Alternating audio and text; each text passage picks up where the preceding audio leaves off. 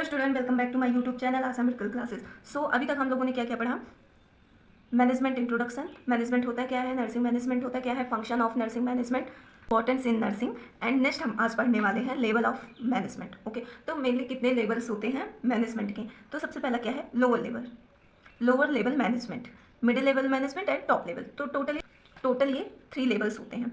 तो जो टॉप का लेवल होता है उसमें उसको हम एक और नाम से जानते हैं, उसको हम क्या कहते हैं? Administrative level. Okay, and middle level को क्या कहते हैं? Coordinates between deputies. ओके, ये 30 to 40% होता है। एडमिनिस्ट्रेटिव लेवल कितना होता है? 60 to 70%। And lower level management कितना होता है?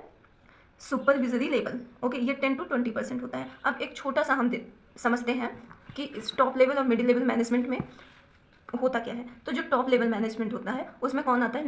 नर्सिंग सुपरिटेंडेंट्स आते हैं, सीएनओ आती हैं, डायरेक्टर ऑफ नर्सिंग आते हैं। तो इनका काम क्या होता है? पॉलिसी को बनाना, बजटिंग करना। ओके, कि इतने जो आर्टिकल्स हैं नीड है तो इसके लिए जो है कितने अमाउंट होने चाहिए, कितने अमाउंट आर्टिकल में इन्वेस्ट करना है, कितने अमाउंट जो है हॉस्पिटल के इंफ्रास्ट्रक्चर में खर्च करने हैं। तो वो अपना एक बजटिंग प्लान सेट करती हैं, पॉलिसी को बनाती हैं। मिडिल लेवल में कौन आता है? वार्ड इंचार्ज आती हैं, एएनएस आती हैं। ओके, इनका commenting plan and supervising staffs. Implementing plan, किस प्लान को इंप्लीमेंट करेंगी? जो ये टॉप लेवल ने पॉलिसी बनाया ना उसको इंप्लीमेंट करेंगी किस पे? स्टाफ्स पे। जो भी स्टाफ है लोअर लेवल है उस पर ये इंप्लीमेंट करेंगी और उसको सुपरवाइज करेंगी। उनको लोअर लेवल मैनेजमेंट में क्या होगा? जो कौन आएंगे? स्टाफ नर्स आएंगे, टीम लीडर्स आएंगे एंड डायरेक्ट पेशेंट केयर। इनका काम क्या होता है? जो भी मिडिल लेवल ने पॉलिसीज़ को इंप्लीमेंट किया है स्टेप्स के ऊपर, जो भी प्रोग्राम्स हैं उसको क्या करना, प्रोसीजर्स हैं उसको डायरेक्ट पेशेंट पे अप्लाई करना एंड रिपोर्ट करना मिडिल लेवल को। और मिडिल लेवल किसको करेगा? टॉप लेवल को। तो ये बस मैंने इन्फॉर्मेशन के लिए बताया था जिससे आपको ये चीज़ें क्लियर हो जाए कि लेवल्स क्या होते हैं, कितने लेवल्स होते हैं। अब हम इसमें डीप में पढ़ेंगे कि लेवल ऑफ मैनेजमेंट होता क्या है, कौन कौन से लोग आते हैं इसमें और इनका काम क्या होता है। एग्जाम्पल के थ्रू हम समझेंगे। ओके, तो डिफिनीशन है लेवल ऑफ मैनेजमेंट की। Level of management refers to the hierarchy of authorities in an organisation.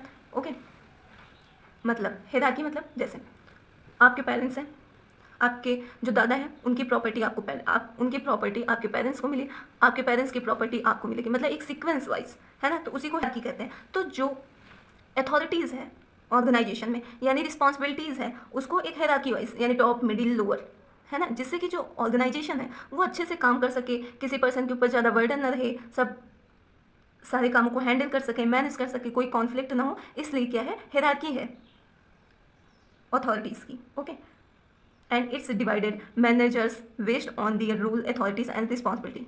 वही सेम चीज़ कि जो भी पर्सन की जो भी स्किल्स है या जो भी उसकी रिस्पॉन्सिबिलिटीज़ है, जिस हिसाब से वो पढ़ा है, जिस हिसाब से उसको नॉलेज है, प्रैक्टिस है, एक्सपीरियंसेस है, उस हिसाब से उसको उस कैटेगरी में रखा जाएगा जो अपने रिस्पॉन्सिबिलिटीज़ को, अथॉरिटीज़ को अच्छे से हैंडल करेंगी। ओके, तो टॉप लेवल मैनेजमेंट में कौन आता है? एनएस आती हैं, नर्सिंग सुपरवाइजर आते हैं, चीफ नर्सिंग ऑफिसर्स आते हैं। इनका फोकस क्या होता है? स्ट्रेटजीज एंड एडमिनिस्ट्रेटिव, यानी कि किसी स्ट्रेटेजी को बनाना और उसको एडमिनिस्टर करना यानी इम्प्लीमेंट करना। उसको क्या करना? एडमिनिस्टर करना, यानी कि जो भी मिडिल लेवल है उसको इन्फॉर्म करना कि ये पॉलिसी बन गई है, अब इम्प्लीमेंट करने की जिम्मेदारी आपकी। ओके, एंड स्किल नीडेड, क्या कौन सी स्किल होनी चाहिए तभी तो वो पॉलिसी बना सकती है ना। तो उनको कॉन्सेप्चुअल स्किल्स होनी चाहिए, डिसीजन मेकिंग पावर होनी चाहिए, तभी तो वो पॉलिसी को अच्छे से बना पाएंगी। एंड फॉर एग्जाम्पल, आप एग्जाम्पल से समझो, DNS decided to start a new diabetic clinic in hospitals and make policy for staffing budget protocols. Okay, देखो जो NS and deputy nursing superintendent हैं उन्होंने डिसाइड किया कि हॉस्पिटल में डायबिटीज़ मेलाइटिस पेशेंटों के लिए एक अलग क्लिनिक होना चाहिए, है ना। जिससे कि नहीं तो क्या होगा कि कैंसर वाले पेशेंट, डायबिटीज़ वाले और फीवर वाले सारे क्या कर रहे हैं, एक ही लाइन में लग के एक ही डॉक्टर को दिखा रहे हैं। तो ऐसा नहीं है, उनके लिए एक अलग क्लिनिक होना चाहिए जिससे डायबिटीज़ वाले डायबिटीज़ सेक्टर में जाएंगे, कैंसर वाले कैंसर क्लिनिक में जाएंगे। तो ऐसे क्या होगा? भीड़ जो है वो मैनेज होगी, जो पेशेंट क्राउड है वो मैनेज हो जाएगा। तो उन्होंने क्या किया? एक पॉलिसी बनाई कि हॉस्पिटल में डायबिटीज़ पेशेंटों के लिए अलग क्लिनिक होगा। उसके लिए उन्होंने स्टाफ जो नीड होगा, जिनको एक्सपीरियंस होगा उनको, एंड बजटिंग प्रोटोकॉल सब कुछ बना लिया, एक पूरा चार्ट। ओके, तो ये हो गया top level management.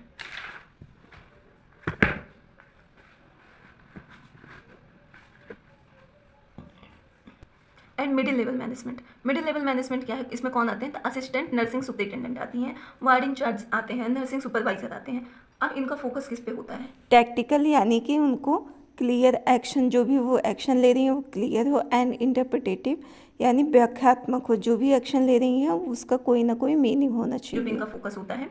And skills कौन कौन सी स्किल्स नीड होती है, तो human skills and communication skills. ये कम्युनिकेशन स्किल्स सबके लिए बहुत इंपॉर्टेंट है, क्योंकि अगर आपका कम्युनिकेशन अच्छा नहीं है तो आप बहुत सारी अपॉर्चुनिटी को खो सकते हो, क्योंकि कम्युनिकेशन स्किल्स स्ट्रांग होती है, जो सिचुएशन को अच्छे से हैंडल कर पाए, है ना। ऐसे लोगों को नहीं रखा जाता जो सिचुएशन में खुद घबरा के उल्टा सीधा बोले, तो ऐसा नहीं। कम्युनिकेशन स्किल्स सबके लिए इंपॉर्टेंट है, जरूरी होता है अच्छा रखना। And example, ward in charge convert DNS policies into action, select 2 diabetic, trained nurses, preparation duty roster, arranges glucometers। यानी जो टॉप लेवल ने इनको पॉलिसी बताई थी वार्ड इंचार्ज को, वो क्या करेंगी, वो 2 ऐसे नर्स को सिलेक्ट करेंगी जो डायबिटिक पेशेंट के केयर के लिए एकदम ट्रेंड हो, एक्सपीरियंस हो कि कैसे हैंडल करना है ना। तो उनको सिलेक्ट की। अब ड्यूटी रोस्टर प्लान बनाएंगी कि आपको मॉर्निंग ड्यूटी करना है एंड आपको इवनिंग ड्यूटी करना है, और साथ ही जो इक्विपमेंट वहाँ पे जरूरी होगा, नीडेड होगा, उसको वो वहाँ पे अरेंज करेंगे, जैसे ग्लूकोमीटर्स हो गया जिससे हम ग्लूकोज को चेक करते हैं। अब नेक्स्ट आता है लोअर लेवल मैनेजमेंट। इसमें कौन आते हैं, स्टाफ नर्स आती हैं, टीम लीडर्स आते हैं एंड शिफ्ट इंचार्ज आते हैं। अब इनका फोकस किस पे होता है, ऑपरेशनल एंड टेक्निकल। जो भी टेक्निकल चीज़ें होती हैं, मतलब पेशेंट पे डायरेक्ट अप्लाई करना चीज़ों को, प्रोसीजर्स को। एंड स्किल क्या नीड होती है, तो वो technical skills and patient care expertise होती हैं, यानी पेशेंट केयर टेक्निकल स्किल, यानी कि जो भी वहाँ पे आईसीयू में इक्विपमेंट है उसको अच्छे से चलाना और पेशेंट की केयर करने में एक्सपर्ट होना, ये सब चीज़ें उनके अंदर स्किल्स होनी चाहिए, है ना। कि बीपी कैसे लेना है, कैसे उसको कफ को कितना, कैसे उसको टाई करना है, एंड टेम्परेचर कैसे लेना है, कौन कौन से रूट्स होते हैं, वो आईसीयू में कैसे सक्शनिंग मशीन कैसे ऑन करते हैं, तो वो उनके अंदर स्किल्स होनी चाहिए, है ना। For example, staff nurse execute the plan, checks blood sugar of patient, give insulin, teaches diet to patient and report to incharge. यानी जो नर्स होती हैं वो क्या करती हैं, जैसे उनके पास कोई पेशेंट आया चीफ कंप्लेंट लेके, तो वो क्या करेंगी, सबसे पहले ब्लड शुगर लेवल चेक करेंगी पेशेंट का, अगर बढ़ा रहेगा तो उनको इंसुलिन देंगी और उनको बताएंगी कि आप डाइट को कंट्रोल करिए, है ना। उनको डाइट के बारे में बताएंगी, एक्सरसाइजेस के बारे में बताएंगी। देन क्या करेंगे, वो रिपोर्ट करेंगी, है ना, डॉक्यूमेंटेशन करेंगे एंड रिपोर्ट करेंगे किसको, जो भी उनके वार्ड इंचार्ज होंगे, है ना, मिडिल लेवल को वो इन्फॉर्म करेंगी। ओके, अब देख लेते हैं चेन ऑफ कमांड, इसका चेन भी इसको कहते हैं। तो कैसे कैसे एक रिस्पॉन्सिबिलिटी रन करती है। ओके, तो जो है मेडिकल सुपरिटेंडेंट्स, वो किसको, जो अपना पॉलिसीज़ है, जो भी इन्फॉर्मेशन है, वो किसको डिलीवर करेंगे, नर्सिंग सुपरिटेंडेंट, जो किसमें आता है top level, and deputy nursing superintendent NS। Middle level किसको इन्फॉर्म करेगा, ward in charge and nursing supervisor. Okay, अब नर्सिंग सुपरवाइजर किस पे इंप्लीमेंट करेंगी, staff nurse and team leaders, lower level management. अब ये अपना जो भी इनको रिस्पॉन्सिबिलिटी मिली है वो उसको डिवाइड कर सकते हैं, जो भी नर्सिंग स्टूडेंट हैं या स्टूडेंट नर्स हैं, ANM GNM जो भी हैं, उनको ये अपना वर्क दे सकती हैं।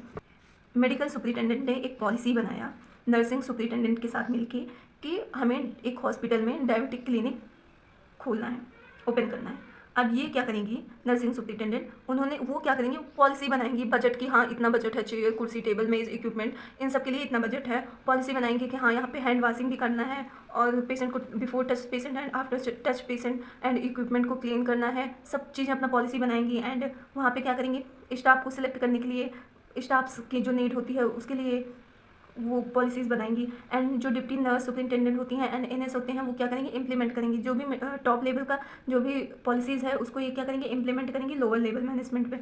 जैसे जो वार्ड इंचार्ज हैं, नर्सिंग सुपरवाइज़र हैं, वो स्टाफ नर्स और जो भी टीम लीडर्स हैं उनको ये इन्फॉर्म करेंगे कि हाँ ये डायबिटिक पेशेंट है, आपको जो है इनकी केयर करना है। तो जो स्टाफ नर्स होती हैं वो पेशेंट की अच्छे से केयर करेंगी, जो भी प्रोसीजर होगा, इंसुलिन इंजेक्शन होगा, उनको डायरेक्ट अप्लाई करेंगी एंड वो अपना काम बता सकती हैं। जो स्टूडेंट नर्स हैं, जो सीखने आते हैं, इंटर्न होते हैं, उनको इन्फॉर्म कर सकते हैं कि बच्चे जाके वाइटल साइन ले लो इस पेशेंट का, जाके BP चेक कर लो, जाके शुगर चेक कर लो, है ना। तो वो इन्फॉर्म कर सकती हैं। तो ये है स्कॉलर ऑफ चेन, मतलब सही एक दिशा में कमांड करना, higher to lower level. Okay, and importance of understanding level, क्या इस लेवल को समझने की क्या ज़रूरत है, बहुत ज़रूरत है। क्यों, क्योंकि क्लियर अकाउंटेबिलिटी होनी चाहिए। Everyone knows who to report to, यानी सबको पता होगा, अगर सबको पता है कि हाँ ये top level, middle level, lower है, तो क्या होगा कि सबको पता है कि हाँ किसको, वो काम करने के बाद हमें किसको रिपोर्ट करना है ना। तो वो चीज़ें क्लियर रहेंगी आपको। And avoid confusion, unity of command maintain, मतलब कि ऐसा नहीं है कि आप स्टाफ नर्स हो, वार्ड इंचार्ज को आप कमांड कर रहे हो कि हाँ आपको जो है जाइए आप BP ले लीजिए, नहीं होगा ना। आप स्टूडेंट नर्स को कर सकते हो क्योंकि वो आपके नीचे हैं, अंडर में काम करती हैं।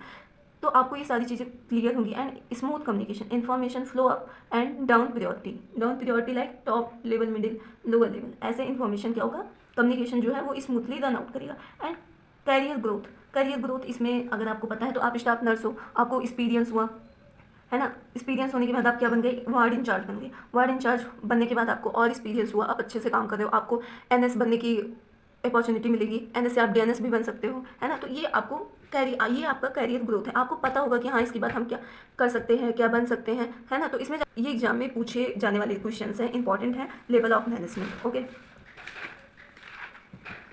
सो नेक्स्ट वीडियो में हम बहुत ही important, very very very important आप कर सकते हो, उसमें पढ़ेंगे प्रिंसिपल ऑफ मैनेजमेंट। ओके, तो कितने प्रिंसिपल्स होते हैं, तो मैं बता दूं अभी टोटल 14 प्रिंसिपल्स होते हैं जो मैं आपको नेक्स्ट पार्ट में पढ़ाऊंगी। Okay, thank you for watching my video.